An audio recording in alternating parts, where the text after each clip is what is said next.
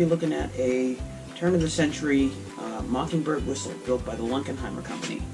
It is a 3-inch diameter whistle, and it is variable pitch. So the way it works is you have a valve here, and then you're able to vary your pitch by pulling on this chain.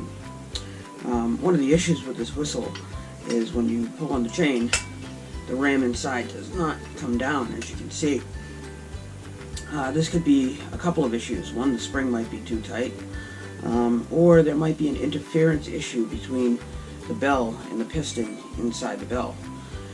So in just a few minutes here, we're going to take this thing apart and we're going to see what makes it tick, and we're hopefully going to find out what is wrong with it.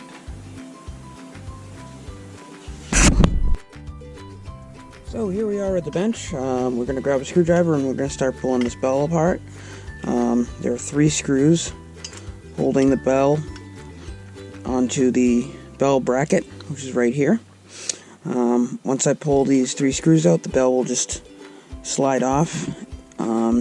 I also have to remove this cotter pin, which is retaining the spring on the top of the piston, which is between the top of the bell and the top of the piston. And that's what gives you your spring back. When you pull on the spring, it should retract. So here we go.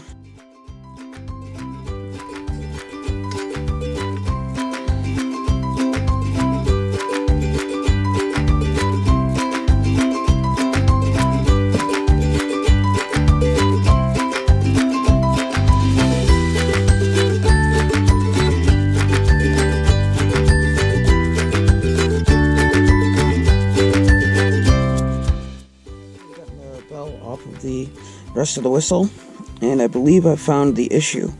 So if you look, the piston is traveling on a guide rod, and basically with age and everything, whatever oil was on this guide rod has kind of solidified and made it really hard for this piston to move efficiently on the guide rod. So we're just going to clean it up, re-oil it, and put it back together, and I bet it'll work like a charm. So now we have the bottom end of the whistle chucked up in the lathe.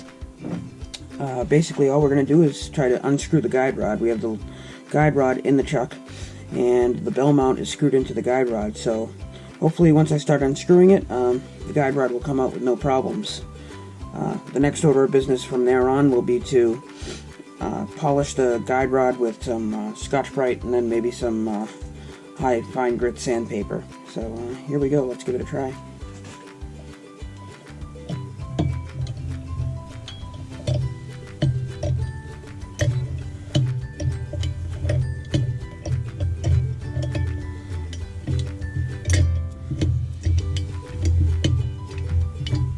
So we got lucky this time, and everything came out nicely. You can see the guide rod right here, and that's where it screws right into the bell mount. Everything ends up being concentric to the bowl, so that way when the bell slides up and down the bowl, you get a nice clear sound. So I'm just going to pull this out of the chuck a little bit, not all the way, and grab some Scotch-Brite and start polishing.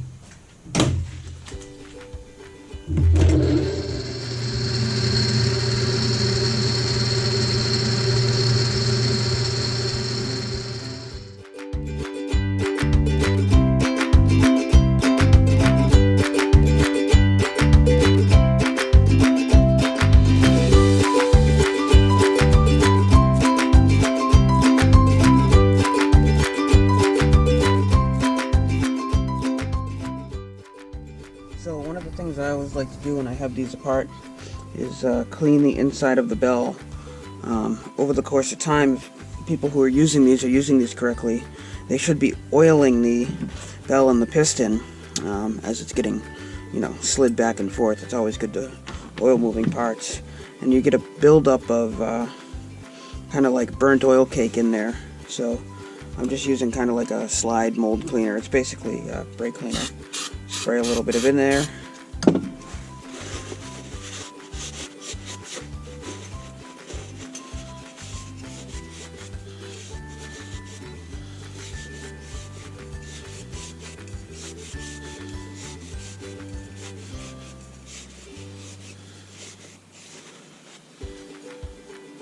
And that cleaned up pretty nicely. Might get a little bit better.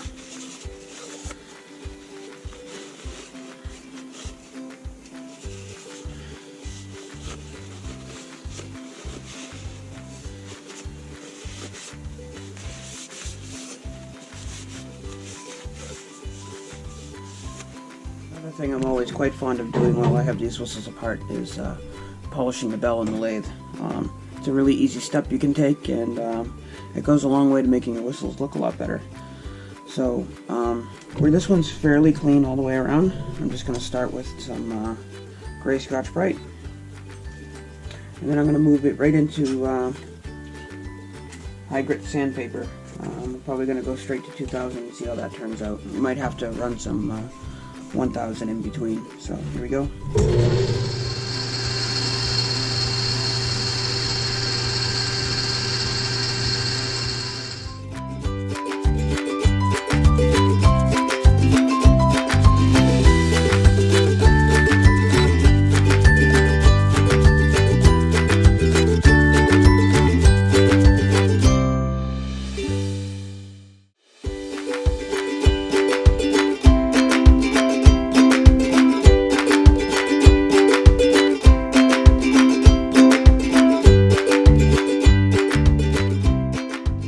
So as you can see, after just a few minutes of polishing on the lathe, the whistle cleaned up quite well. I could have gone a little bit further with it, but I chose not to, just for the purposes of what this whistle is and what this video is. So now we're basically at the point where we can start reassembling everything. Alright, so one thing I noticed about this guide rod, I believe this might be the problem, because as you screw it in, you can see that it's bent. It's not spinning true. It's bent right down at the threads. So, unfortunately, there's no really good way to bend this back accurately without possibly breaking it. So it'd actually just make more sense for me to make a new one. So, that'll be the next step in our process. We're just going to face each end of this 1/4 inch rod, and then we're going to thread it with an acorn die.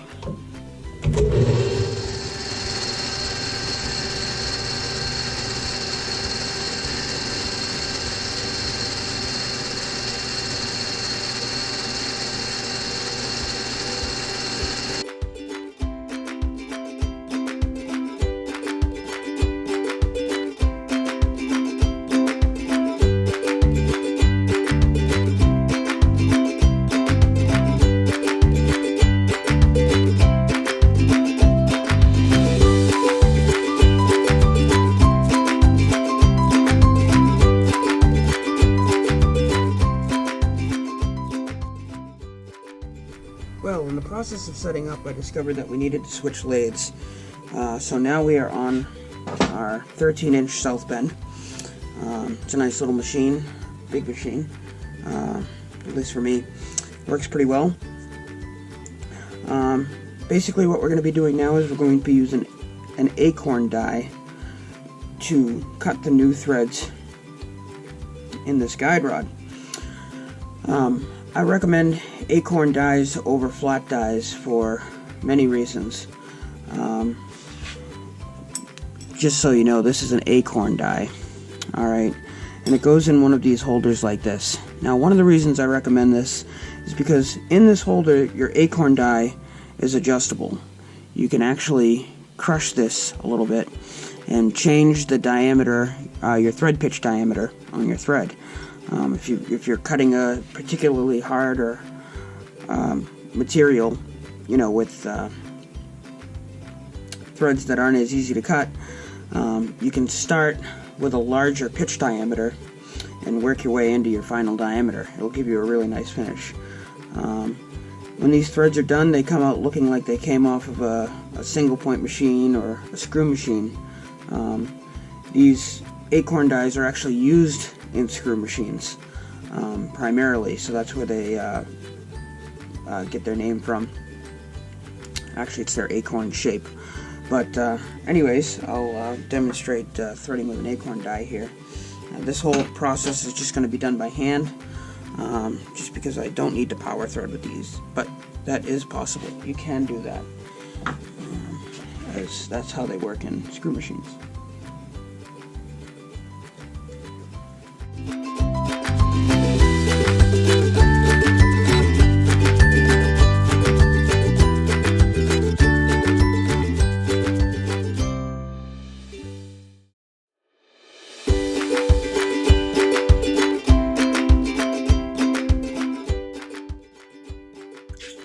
here is our new clean thread. I must say I'm highly impressed with the quality that these acorn dies can produce.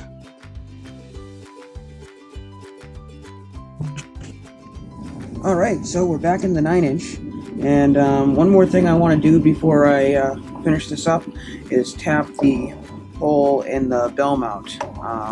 That will make sure that we have complete concentricity and a clean thread. So also going to do this by hand because it doesn't require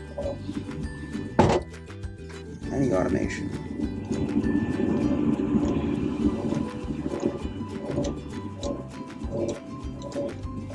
Basically all we're doing here is just chasing the thread.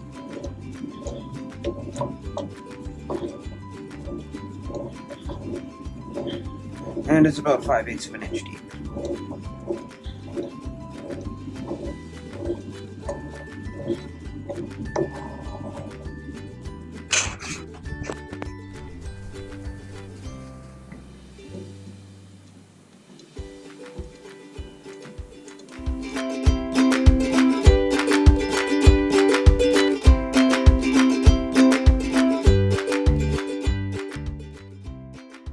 So we're ready to put our whistle back together. We have all of our components here, but one of the things I like to do before I put one of these back together is lubricate it. Now, when it's under steam, you can lubricate it, and you should probably use a heavier oil because, you know, steam is hot and it's going to thin down your oil. But for our purposes tonight, we're just going to use a nice light oil to put everything back together. So I'm just going to squirt some inside the bell here. Doesn't need to be a lot. Just enough to make a nice little film inside there. That's all you're looking for.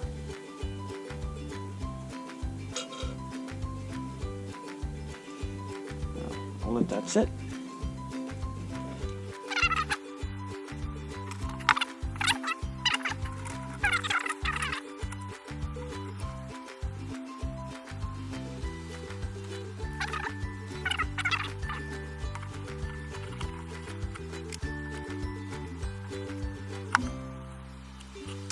So now that the piston is in place and the chain is run through, it's time to put the bell on.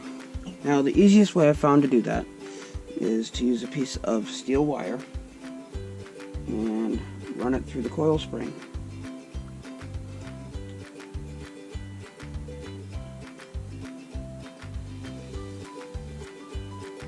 Twist the steel wire together once or twice at the top to hold it in place.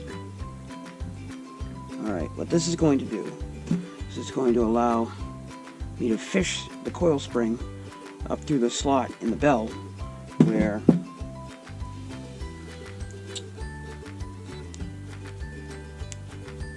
the spring gets retained by the cotter pin.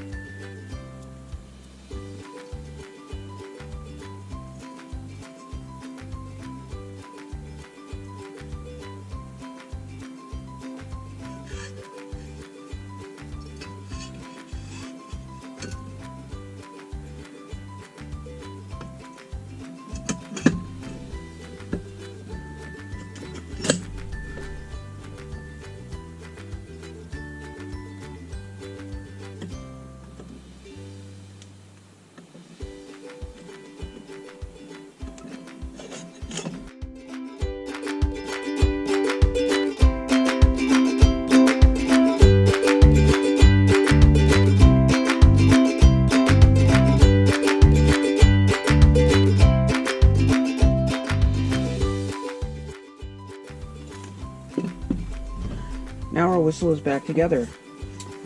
Mind you, I haven't done anything to the bottom half of the whistle. I don't know if the valve is in good shape or not. We'll find that out probably in the next video when I start pulling it apart. Probably going to test it on air first to see if it even needs to be pulled apart. But let's see if our new slide fix has worked. Now remember, before we could not move the slide at all. And I think with the new slide rod in there, being straight and clean, I think it's going to work a lot better for us now, but let's give it a try.